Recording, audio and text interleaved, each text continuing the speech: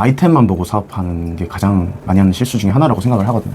왜냐면 뭐 우리 동네에 뭐가 없어, 이거 가져와서 하면 잘 될 것 같아, 이렇게 해서 창업하거나, 아니면 우리 엄마 김치찌개 진짜 너무 맛있어, 이거 팔면 진짜 대박이야, 이렇게 해서 창업하는 경우가 사실 많잖아요. 아이템에 대한 의존도가 굉장히 높아지는 거니까, 만약에 그 아이템에 대해서 사람들의 수요는 계속 변하는데 어떤 때는 좋았다가 어떤 때 나갔다가 나중에 아예 사라지기도 하는데, 내 사업에 대한 경영 실적도 마찬가지인 거죠.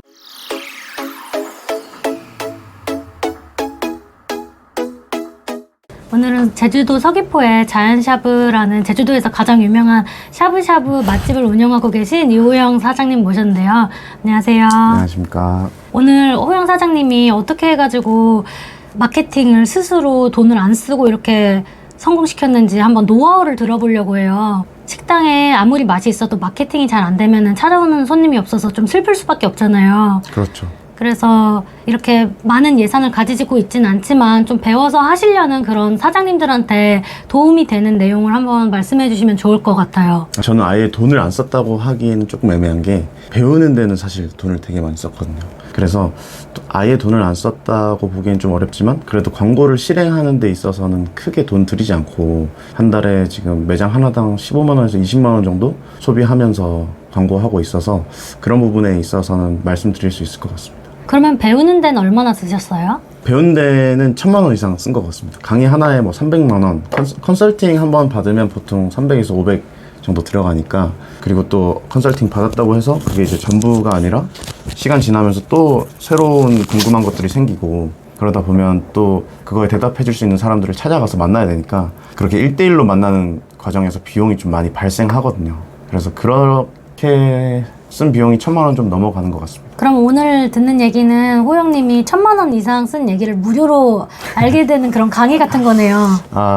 그렇게 볼 수도 있죠. 일부는 그런 내용이 있을 예정입니다. 그러면 그렇게 1,000만 원 쓰시면서 도움이 되는 부분도 있고, 실제로 해보니까 좀 그저 그런 부분도 있고 많은 부분이 있었을 거 아니에요. 네. 실제 샤브샤브 매장을 운영하시면서 가장 효과를 봤던 마케팅은 어떤 거예요? 샤브샤브 매장 운영하면서 가장 효과를 봤던 마케팅은 네이버 스마트 플레이스 마케팅이 제일 효과가 있는 것 같습니다. 뭐 저희 샤브샤브 업종뿐만 아니라 보통 외식 업종은 스마트 플레이스를 가장 신경 써서 많은 시간을 투자해야 한다고 생각하거든요. 최근에 이제 제가 네이버에 가서 직접 네이버 이제 직원분들한테 교육을 받았었는데, 그 교육 자체도 외식업 스마트 플레이스 마케팅 스쿨이라고 해서, 그 스마트 플레이스에서 외식업이 차지하는 비중이 얼마나 큰지 그 제목만 봐도 알 수 있었던 부분이었거든요. 그래서 외식업 하시는 분들은 우선 스마트 플레이스에 가장 많은 시간을 쏟아야 된다고 생각합니다. 그러면 스마트 플레이스를 딱 등록하자마자 많은 업체에서 이런 전화들도 오고 해주겠다는 곳들도 많잖아요. 그래서 초보 사장님들은 어떤 데 맡겨야 될지 되게 헷갈린단 말이에요. 이걸 어디서부터 시작해야 될까요? 진짜 전화 엄청나게 많이 오죠. 저도 진짜 전화 많이 왔거든요. 근데 그렇게 전화 오는 업체는 저는 이제 제 친구들한테는 어떻게 얘기하냐면, 그거는 그냥 사기라고 생각해라, 이렇게 얘기를 하거든요. 그 업체들이 진짜 뭐 사기를 친다는 게 아니라 사기라고 생각하라고 말을 하거든요. 왜냐면 이제 그 스마트 플레이스 업체 말고도 전화 영업이 많이 오는 업체가 또 있어요. 어디냐면 그 초음파 식기 세척기 업체에서 전화가 또 그렇게 많이 와요. 근데 그게 업종은 다르지만 두 업체의 공통점이 있거든요. 그게 장기 계약을 한다는 공통점이 있어요. 보통 한 번에 비용 다 지불하지 못하기 때문에 뭐 1년 또는 2년씩 이렇게 장기 계약을 하거든요. 근데 일단 계약을 하고 나면 그 사후 관리가 안 된다거나 아니면 잠수를 타는 업체도 있거든요. 그래서 그런 부분에서 공통점이 있고, 그래서 우선 전화 영업을 오는 업체들은 기본적으로 사기라고 생각해라 라고 저는 말씀을 드리고 싶습니다. 그러면 사장님들이 스마트 플레이스를 접근할 때 어디서부터 어떻게 시작을 하면 될까요? 가장 기본적으로는 네이버에서 스마트 플레이스 공식 교육을 하고 있어요.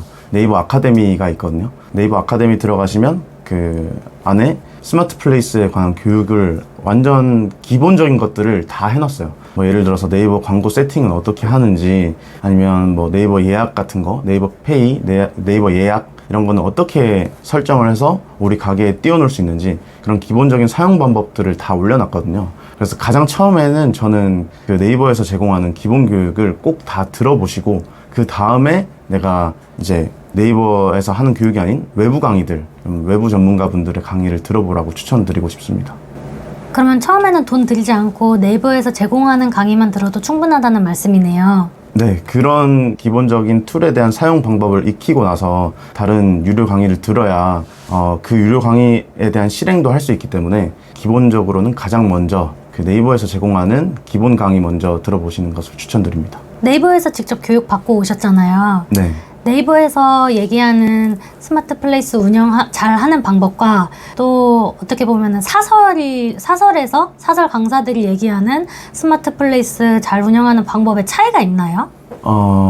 진짜 잘하는 외부 강사나 컨설팅, 진짜 이 스마트 플레이스 업계에서 세 손가락 안에 드는 분들은 네이버와 거의 비슷한 말을 하긴 하세요. 근데 이제 그런 진짜 유명한 분들, 이제 대중에게 알려진 분들 말고 다른 실행사나 대행사 분들은 너무 이제 나무로 치자면 가지에 대한 얘기를 많이 하고 있고, 네이버에서 제가 교육 들었던 것들은 되게 나무의 기둥에 대한 얘기를 많이 해주셔가지고 되게 본질적인 내용을 많이 알 수 있었고, 네이버 입장에서 이 스마트 플레이스를 어떻게 생각하는지에 대해서 잘 알 수 있었던 것 같습니다. 그럼 지금 현재 운영하시는 샤브샤브 식당이라고 했을 때 네이버 플레이스 정식 이렇게 교육센터에서는 어떤 거부터 신경을 쓰라고 알려주는 거예요? 일단 중요한 것들만 먼저 말씀드리면, 이게 쉽게 말해서 유튜브라고 생각하시면 쉽거든요. 유튜브도 저희가 썸네일을 보고 이제 클릭해서 들어가잖아요. 그렇게 클릭해서 들어가는 클릭률, 이 높은 영상을 유튜브에서는 또 좋은 영상이라고 판단을 해서 더 많은 사람들에게 이제 추천도 해주고, 그렇게 해서 알고리즘을 타게 되는 건데, 스마트 플레이스도 한번 예를 들어서 제주도 맛집이라는 검색을 했을 때 플레이스의 첫 화면에 6개 업체가 나오거든요. 그 PC에서는 6개 업체가 나오는데, 그 중에서 클릭률이 높은 업체가 또 플레이스에 좋은 점수를 쌓아가는 거예요. 그래서 첫 번째가 이제 클릭률이 중요하고요. 그리고 두 번째가 유튜브 영상과 마찬가지로 이 오래 보는 영상일수록 그 좋은 영상이라고 유튜브가 판단하니까, 스마트 플레이스도 그 안에 플레이스도 어떤 플레이스에서 플레이스를 클릭해서 들어갔을 때 고객들이 얼마나 오래 머무는가, 그런 거를 되게 중요하게 봐요. 우리가 인터넷에서 물건을 구매할 때도 그 상세 페이지에 머문 시간이 길면 길수록 그게 구매로 전환될 확률이 높잖아요. 그런 것처럼 내가 어떤 갈치조림 식당에 들어갔는데 플레이스에서 가장 오래 머물렀으면 사람들이 그 식당에 갈 확률이 높다는 거죠. 그래서 두 번째로 체류 시간을 많이 보고, 그리고 세 번째로는 그 트래픽 자체, 거기에 들어오는 그 플레이스에 들어오는 사람들의 수를 가장 많이 보고 있습니다. 그래서 첫 번째가 클릭률, 두 번째가 체류 시간, 그리고 세 번째가 트래픽을 많이 본다. 그래서 이 클릭률을 어떻게 높일 수 있는지, 그리고 체류 시간을 어떻게 높일 수 있는지, 그리고 마지막으로 트래픽 자체를 높이는 여러 가지 기술에 대한 내용들에 대해서 네이버에서도 알려주고, 그 외적인 다른 강사분들의 이야기도 많이 들어보면서 그걸 이제 제 사업장에 적용하면서 저도 많이 배워왔던 것 같습니다. 조금만 더 자세히 설명해 줄 수 있을까요? 클릭률, 그 다음에 체류 시간, 트래픽 각각에 대해서 샤브샤브 식당이라면 어떤 식으로 해가지고 그걸 높였는지요? 첫 번째 이제 클릭률은 말 그대로 사람들이 클릭할 확률을 높게 만들어야 되는데, 사람들이 클릭할 때 가장 많이 보는 게 바로 사진이거든요. 그래서 사진을 어떤 거를 걸어 놓느냐에 따라서 이제 다른 가게들에 비해서 우리 가게가 클릭할 확률이 높아지는 거거든요. 근데 예를 들어서 그게 키워드마다 보여지는 업체가 다르기 때문에, 예를 들어서 서귀포 샤브샤브라고 검색했을 때 나오는 사진들 중에 우리 가게가 가장 뭔가 눈에 띄고 다른 가게들에 비해서 더 클릭하고 싶은 요소가 있게끔 사진을 배치하는 게 굉장히 중요하거든요. 그래서 우선 예쁜 사진을 올리는 건 당연히 중요하지만, 다른 가게들은 어떤 사진을 올렸는지도 확인을 해서 저희 가게의 사진을 올려야 된다는 것이 중요하다고 생각합니다. 그렇다면 사진 부분에서는 본인이 이런 거에 잘 찍지 못한 편이라면은 전문가의 손길을 살짝 빌리는 것도 괜찮겠네요? 그럼요. 구매를 전환하는 그런 식욕을 돋게 만드는 사진들을 잘 찍는 분들이 있으니까. 근데 그런 분들한테 사진을 맡기더라도 꼭 이제 사진 가이드는 결국 사장님이 직접 주는 거거든요. 그래서 사진 가이드를 어떻게 줄지에 대해서는 이제 아까 말씀드렸듯이 다른 플레이스에서 어떤 사진들을 올렸는지 보시고, 이거랑 조금 차별화되게 이런 사진 방향으로 가야겠다라고 잘 가이드만 주시면 좋을 것 같습니다. 그럼 그 다음으로 체류 시간을 늘리는 방법은 어떤 게 있을까요? 체류 시간을 늘리는 방법은 우선 클릭을 하고 들어왔을 때 사람들이 사진을 여러 장 보기도 하고요. 그리고 그 사진 아래로 적어진 우리 가게 길찾기 문구라던가 아니면 가게 상세 설명 부분을 많이 보거든요. 근데 그 길찾기 부분은 우리가 800자까지 입력할 수 있어요. 그리고 상세 설명은 2000자까지 입력할 수 있거든요. 근데 그 부분을 어떻게 쓰냐에 따라서 내가 정말 글을 잘 써뒀다면, 잘 읽히는 글을 써뒀다면 사람들이 그 2000자를 다 읽을 수도 있고, 그리고 만약에 진짜 보자마자 별로라서 사람들이 바로 패스하고 뒤로 가게 해서 다른 플레이스로 들어갈 수도 있는 거거든요. 그래서 그런 길찾기 문구나 상세 설명 문구를 잘 쓰는 것이 되게 중요하고, 그거 이외에 뭐 리뷰도 사람들이 되게 많이 보는 영역이잖아요. 근데 그 리뷰도 손님들이 어떻게 하면 리뷰를 길게 달 수 있게 유도할 수 있을 것인가에 대해서도 많이 고민을 해야 될 것이고, 플레이스에 유입된 사람들이 다른 고객의 리뷰만 보는 게 아니거든요. 사장님들이 그 리뷰에 단 댓글도 꼭 봐요. 그래서 나 또한 그 댓글들을, 리뷰에 대한 답글을 어떻게 달 것인가에 대한 전략이 필요하다고 생각합니다. 그런 리뷰를 잘 받는 방법이나 길게 달게 유도하는 사장님만의 비법이 있나요? 그 리뷰는 일단 기본적으로 흐름이 있어요. 예를 들어서 다른 사람들이 우선 플레이스는 반익명이거든요. 왜냐면 어느 정도는 아이디가 노출이 돼요. 그리고 정말로 막 하루에 뭐 몇백 개씩 방문자 리뷰를 다는 게 아니기 때문에 이 리뷰를 달면 사장님이 이거를 내가 단 건지 알겠다라는 그런 느낌이 있거든요. 그래서 완전 익명이라고 할 수는 없고 저는 반익명이라고 생각을 하는데요. 그래서 기본적으로 다른 사람들이 3줄 이상 리뷰를 남겨놨다. 그러면 그 다음 사람도 3줄 이상 남길 확률이 높아져요. 그래서 처음에 잘 리뷰를 쌓아놓는 게 중요하고, 그래서 지금 만약에 우리 플레이스를 들어가서 리뷰를 봤는데 너무 단답형 리뷰다. 그러면 이제 다음 방문자 리뷰를 남기는 손님들한테는 좀 잘 얘기를 하는 거죠. 리뷰 요렇게 좀 써주세요 하고 서비스도 좀 많이 챙겨드리고, 이러면서 기존 리뷰, 다음 사람이 들어가서 리뷰를 남길 때 우리 플레이스를 딱 봤을 때 사람들이 이렇게 남겼네? 보게끔 미리 세팅을 해놓는 거예요. 그러면 그 다음 리뷰들이 3줄 이상 잘 쓰여질 확률이 되게 많이 올라갑니다.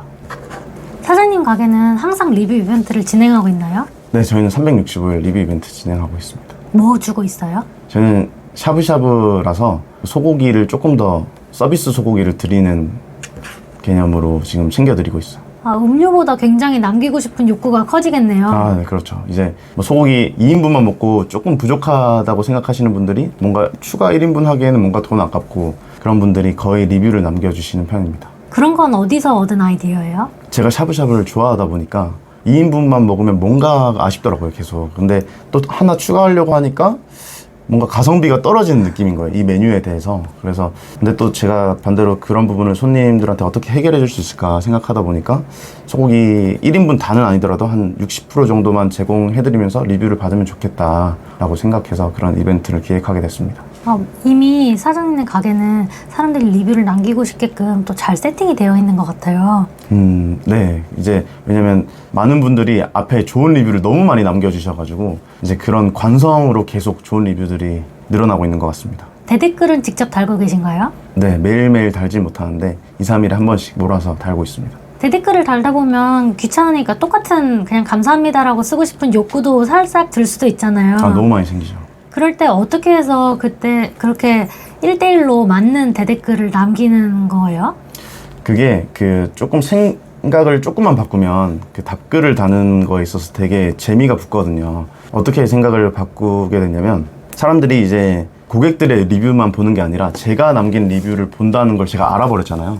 그러니까 여기 근데 사람들이 다는 댓글 영역은 내가 이제 컨트롤할 수 없는 영역이고, 내가 다는 댓글은 내가 마음대로 달 수 있으니까 이 부분 또한 마케팅 영역이 되겠다 해서 사람들이 뭐 예를 들어서 너무 신선해서 맛있어요, 좋아요, 이런 류의 댓글을 남기면 저는 그 신선한 게 왜 신선한지, 우리가 이렇게 관리해서 이렇게 해서 신선하게 관리하고 있는데 그걸 알아봐 주셔서 너무 감사하다, 이렇게 댓글을 달고, 이제 그 다음 고객이 플레이스에 와서 그런 댓글을 보면 여기는 이렇게 야채를 관리를 해서 신선하구나, 이런 걸 좀 알 수 있으니까 이 댓글 다는 행위 자체가 손님들한테 제가 계속해서 어필을 한다는 것을 제가 인지를 하고 나서부터는 그 댓글 다는 게 되게 재밌어졌습니다. 진짜 대단하시네요. 그러면은 마지막으로 트래픽은 어떻게 유도를 하는 거예요? 트래픽 유도하는 방법은 사실 되게 다양하고, 그리고 한 번에 많은 양의 트래픽을 끌어온다는 것은 이제 다 돈이거든요. 트래픽은 곧 돈이거든요. 그래서 돈을 많이 써서 트래픽을 끌어오는 이제 방법이 있고, 반대로 이제 돈을 많이 쓰지 않고 제가 뭐 우리가 차곡차곡 우리 가게에 트래픽을 쌓아간다는 느낌으로 트래픽을 늘리는 방법이 있어요. 예를 들면 아까 방금 말씀드렸던 리뷰에 답글 남기는 거 있잖아요. 리뷰에 답글을 남기면 손님한테 알람이 갑니다. 그러면은 손님이 그 알람을 보고 들어오게 되면 트래픽이 1 추가되는 거예요. 그래서 그런 식으로 리뷰의 답글을 통해서 이제 손님한테 알람을 보내가지고 또 트래픽을 다시 한 번 더 발생시키는 방법도 있고, 그리고 우리 가게에 쿠폰 등록하는 거 있잖아요. 그런 쿠폰 같은 것도 잘 등록해놔가지고 손님들한테 이제 뭐 리뷰 작성하시는 손님들한테 리뷰 남겨주시면 서비스 드리기도 하는데 저희 가게에서 이런 쿠폰도 제공하고 있어요 이러면서 저희 가게에 이제 QR코드 제공해드리면 바로 플레이스로 연결되게 이제 제가 매장에 준비해놨거든요. 그래서 그런 것들도 이제 연계해서 한 번 또 들어오게 되면 또 이제 트래픽이 늘어나게 되니까 그런 식으로 계속해서 트래픽을 조금씩 쌓아가는 작업을 할 수 있는 것 같습니다. 실례지만 유료 트래픽을 구매해서 쓴 적도 있나요? 저는 없습니다. 왜냐면 제가 유료 트래픽을 구매해서 쓰다가 플레이스를 정지 먹은 사례를 봐서 이제 그렇게는 하지 않고 있습니다. 같은 요식업종 대표님이셨는데 그렇게 하다가 정지를 먹게 된 거예요? 네. 사실 그런 업체도 많잖아요. 엄청 많죠. 네이버 공식 교육을 들으러 갔을 때도 이제 외부 광고 대행사에 대한 얘기를 되게 많이 했었어요. 근데 그 광고 대행사가 있다는 거를 네이버도 다 인지하고 있고 당연히. 근데 제가 직접적으로 질문을 드리기도 했거든요. 이거 광고 맡겨도 되는 거냐 했더니 잘하는 곳, 진짜 잘하는 곳은 트래픽을 어뷰징으로 끌어오는 거를 네이버 봇이 인지하지 못한다, 아직까지는. 근데 진짜 어설프게 영업하는 곳은 네이버 봇이 금방 잡아낸다, 이렇게 얘기를 해주셔서 그런 답변을 또 드렸기 때문에 저는 굳이 어뷰징 하지는 않고 있습니다. 지금 그렇게 하지 않아도, 왜냐면 이제 매출이 어느 정도 나오고 있기 때문에 그렇게까지는 할 필요가 없고, 만약에 제가 이제 처음 매장을 다시 시작한다고 해도 저는 지금까지 제가 했던 방식으로 그냥 제가 했던 방식으로 다시 트래픽을 쌓아서 이제 순위를 유지할 것 같습니다. 리뷰 같은 것도 사실 돈 내고 달는 방법들도 있잖아요. 네. 근데 그것들도 하지 않고 있는 거예요? 저는 하지 않고 있는데 굳이 그렇게까지 안 해도 이제 매장에서 좋은 서비스가 나가고 손님들한테 리뷰를 권하는 방식으로 충분히 하루에 30개까지는 저는 쌓을 수 있다고 생각을 하거든요. 뭐 하루에 10개만 쌓더라도 사실은 한 달이면 300개라서 그 이제 너무 많이 쌓이면 999 플러스가 되잖아요. 그게 3달이면 저는 된다고 생각해가지고 굳이 그렇게까지는 할 필요가 없다고 생각합니다. 그러면 지금은 엄청 잘 되시니까 이런 걱정을 안 하지만 언제 창업하셨죠? 저는 2019년에 이제 홀이 있는 매장은 2019년에 첫 창업해서 지금까지 운영하고 있습니다. 그러면 2019년에 샤브샤브 매장을 처음 창업했을 때 그때도 플레이스가 있긴 했지만 그런 리뷰 알바 같은 걸 쓰지 않으면 리뷰가 하나도 없는 상태였잖아요. 네네. 그때 어떻게 리뷰를 모으기 시작했던 거예요? 처음에 오픈했을 때 저희는 워낙 동네 장사다 보니까 뭐 지인들도 오고 친구들도 오고 그러면서 저는 그게 사실 그게 중요한지도 몰랐어요, 그때는. 그래서 그렇게까지 열심히 해야겠다 이런 생각을 안 했었는데 어쩌다가 저희 가게를 검색해서 들어갔는데 평점이 너무 낮은 거예요. 그때는 이제 별점이 있었거든요. 평점이 뭐 2점, 3점 이런 거예요. 근데 그때 후기가 2개인가 3개밖에 없었어요. 그때 이제 별점이 이제 2점, 3점이니까 한 10개, 20개만 내가 여기 방문해 주시는 친구들한테 잘 얘기해서 5점으로 쌓아놓으면 이제 평점이 확 올라가겠다, 그런 생각에 제가 시작을 했던 거거든요.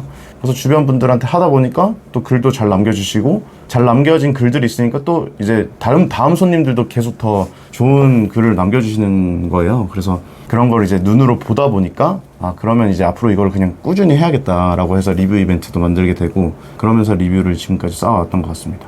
처음에는 잘 몰랐지만 어쩌다 보니까 리뷰 밀어내기를 작업을 또 하시게 된 거네요. 맞아요. 평점이 2.1이었나 그때. 그래가지고 똑같은 가게도 그렇게 신경을 안 쓰면은 리뷰가 몇 개 없고 평점이 낮은 가게에서 신경을 잘 쓰면은 리뷰가 많고 되게 평점도 높은 가게로 이렇게 바뀔 수가 있는 거네요. 그럼요. 사장님이 조금만 신경 쓰면 플레이스는 누구나 다 바꿀 수 있고 누구한테나 다 상위 노출의 기회가 있다고 생각하거든요. 이번에 제가 또 네이버 직원분들한테 드렸던 질문 중에 하나도 그런 것과 비슷한 종류의 질문이었는데, 이게 강남 맛집 또는 연남동 맛집 이런 키워드는 너무 강력하잖아요. 월간 조회수가 10만이 넘어가니까. 근데 그거를 일반인이 할 수 있냐, 마케팅 대행사를 쓰지 않고 아니면 마케팅 뭐에 대해서 지식이 없는 사람도 충분히 있는 거냐 이렇게 물어봤는데 충분히 할 수 있다. 누구에게나 다 기회가 있다. 그렇게 이제 답변을 드렸기 때문에 저 또한 그 말을 믿고 뭐 충분히 가능하다고 생각하고, 왜냐면 네이버 입장에서도 그 컨텐츠가 정적인 걸 굉장히 싫어하거든요. 예를 들어서 강남 맛집 쳤는데 상위 노출되는 5개, 6개가 매일 똑같은 것만 나오면 사람들이 강남 맛집 굳이 검색을 안 하게 되거든요. 그래서 컨텐츠가 정적인 게 계속 정적인 거를 싫어하고, 컨텐츠가 정적이면 이제 유입되는 이제 유저가 줄어든다라는 거를 네이버 쪽에서 알다 보니까 계속해서 어떤 변화를 주고 있어요. 어떤 변화를 주고 있냐면, 첫 번째로 플레이스는 어쨌든 위치 기반이거든요. 근데 그 위치 기반에 대한 이제 적용 범위를 계속해서 네이버 봇이 이제 변화해 나가고 있어요. 예를 들어서 강남 맛집이라고 검색했을 때 보여주는 범위는 어디까지 할 것인가에 대해서 계속해서 변화하고 있다는 거죠. 왜냐하면 사람들이 강남 맛집을 검색했을 때 여기 이 범위까지는 클릭하는구나, 그런 통계를 가지고 계속해서 공간을 줄였다 늘렸다 하는 거거든요. 그래서 위치적인 측면에서 계속 변화하고 있고, 두 번째는 이제 연령대에 따라서도 검색 결과가 달라지게 지금 점점 바뀌고 있습니다. 20대가 검색하는 거, 30대가 검색하는 거, 40대가 검색하는 거. 왜냐면 다 관심사가 다르고 보고 싶어하는 맛집의 유형이 다르기 때문에 연령대에 따라서도 지금 변화가 있고, 추후에 또 적용될 것은 시간대에 따라서도 지금 계속해서 변화하고 있거든요. 예를 들어서 이 집은 점심시간에만 진짜 사람들이 많이 찾는 트래픽 쏠리는 맛집인데 그 집을 저녁 시간까지 노출시켜줄 필요는 없잖아요. 왜냐면 잘못된 정보를 주고 있는 거기 때문에. 그래서 그런 트래픽이 몰리는 시간대에 따라서 노출시켜주는 순위도 변동되게끔 계속 네이버가 변화를 하고 있기 때문에, 플레이스도 사실 꾸준히 변화해서 관리를 해줘야 되는 영역이거든요. 그러다 보면 이제 누구에게나 다 기회가 올 수 있다고 생각을 합니다. 이게 네이버 공식 플레이스 센터에서 들었던 내용인가 봐요. 네, 맞습니다. 위치, 연령, 시간대로 계속 달라진다는 것은 저도 처음 들었는데요. 그렇다면은 앞으로 네이버에서도 알고리즘 기반으로 변화하는 방식으로 바뀔 수도 있겠네요. 그럼요. 왜냐면 소비자한테 신뢰가 되는 정보를 줘야 하기 때문에, 그래야지 계속해서 사람들이 네이버를 이용하게 되니까 계속해서 그런 방향으로 변화가 될 것 같습니다. 처음 창업하는 사장님들이 가장 많이 하는 실수 알려주세요. 처음 창업하시는 분들이 가장 많이 하는 실수는 조금 고민해 봐야 되는데요. 왜 한숨을 쉬세요? 실수가 너무 많아가지고. 진짜요? 실수 그러니까 가장 많이 하는 실수. 가장 많이 하는 실수. 저는 그게 아이템만 보고 사업하는 게 가장 많이 하는 실수 중에 하나라고 생각을 하거든요. 왜냐면 뭐 우리 동네에 뭐가 없어, 이거 가져와서 하면 잘 될 것 같아, 이렇게 해서 창업하거나, 아니면 우리 엄마 김치찌개 진짜 너무 맛있어, 이거 팔면 진짜 대박이야, 이렇게 해서 창업하는 경우가 사실 많잖아요. 그게 어떻게 보면 우리 동네에 없는 아이템을 가져와서 창업하는 거고, 아니면 내가 알고 있는 좋은 아이템을 가지고 다른 데 가서 사업하는 건데, 아이템에 대한 의존도가 굉장히 높아지는 거니까, 만약에 그 아이템에 대해서 사람들의 수요는 계속 변하는데, 어떤 때는 좋았다가 어떤 때 나빴다가 나중에 아예 사라지기도 하는데, 그런 아이템에 대한 의존도가 높으면 내 사업에 대한 경영 실적도 마찬가지인 거죠. 사람들의 수요에 따라서 변화가 되니까. 저는 근데 그런 아이템보다는 더 중요한 게 있다고 생각을 하거든요. 그래서 그게 뭔지 말씀드리자면, 저는 그게 사장님 본인이라고 생각을 해요. 사실 이제 외식업에서 되게 중요한 요소들이 많은데, 첫 번째가 이제 자본이고, 두 번째가 입지, 그리고 세 번째가 이제 아이템인데, 저는 그 네 번째를 그 사장님이라고 얘기를 하거든요. 이 첫 번째, 두 번째, 세 번째, 네 번째 전부 다 이제 알려줘도 사실 따라하기가 어려운 것들이긴 하거든요. 근데 그 중에서도 내가 대부분은 자본도 없고 대부분은 입지 좋은 곳에 창업을 하기도 어렵기 때문에, 저는 사장님 본인의 역량이 가장 중요하다. 그리고 본인이 어떤 마인드로 경영을 하는지가 가장 중요하고, 그런 사장님이 어떤 방식으로 경영을 할지에 대해서 충분히 교육을 받고 이렇게 실력을 쌓아 올릴 수 있다고 생각을 하거든요. 김승호 회장님 같은 경우도 사장학교라는 학교를 운영하시잖아요. 그런 거 보면 정말 어떤 아이템에 집착하기보다는 그냥 누가 하는가, 그게 제일 중요한 것 같고, 똑같은 교촌치킨, 똑같은 BBQ라고 하더라도 누가 운영하는지에 따라서 매출이 천차만별이기 때문에, 저는 그 누가에 대한 부분을 해결하는 게 아이템에 대한 부분을 해결하는 것보다 훨씬 중요한 부분이라고 생각합니다. 그럼 사장님이 어떤 마인드를 갖춰야 된다는 걸까요? 기본적으로 이제 우리는 돈을 벌기 위해서 사업을 하는데, 돈을 벌기 위해서 사업을 하는 주 목적이 되다 보면 계속해서 우리가 숫자에 집착을 하게 되거든요.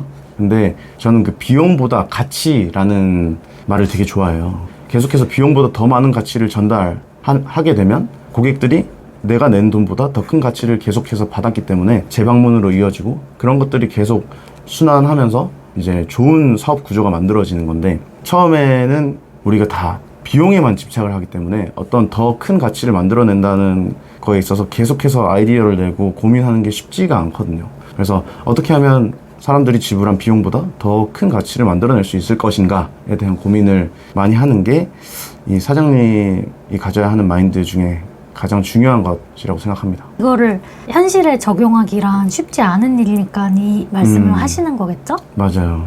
왜냐면 뭐 장사하다 보면 특히나 이제 장사 시작한 지 얼마 안 됐을 때는 매출이 올라가고 내려가는 거에 따라서 내 기분도 올라가고 내려가고 하거든요.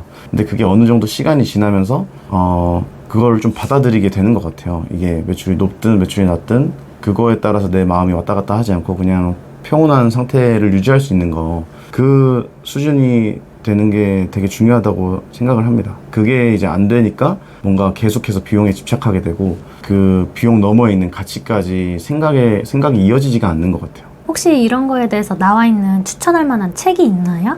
저는 꼭 추천하는 책이 있는데 강민호 마케터분의 변하는 것과 변하지 않는 것이라는 책이 있거든요. 그 책이 조금 어렵다고 느끼실 수도 있는데, 근데 어려운 부분도 있고 쉽게 풀어놓은 부분도 있고 이렇게 반복하면서 책을 잘 집필해 두셔가지고 그 책은 저는 제 친구들에게도 꼭 추천하는 책입니다. 나중에 한번 읽어봐야 되겠네요. 네, 너무 좋습니다.